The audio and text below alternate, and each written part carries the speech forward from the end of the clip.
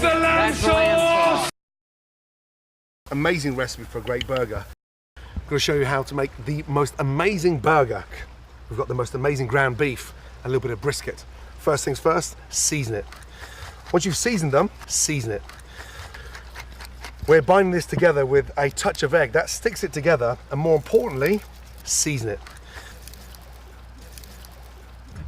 The grill. Get that grill piping hot.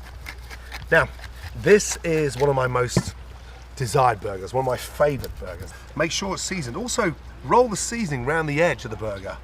You know, you can't season the burger after it's cooked. Season it. If you toast that bun, it gets nice and crisp and it protects the burger. So, salt, pepper, a little drizzle of oil, and lightly toast those buns. Grilled onions. Peel the onion, slice them, lightly season them, salt, pepper. Fresh grilled onions on a burger, trust me, delicious. Easy to do, absolutely phenomenal. Lightly season them. Just lightly brush a little bit of butter on there.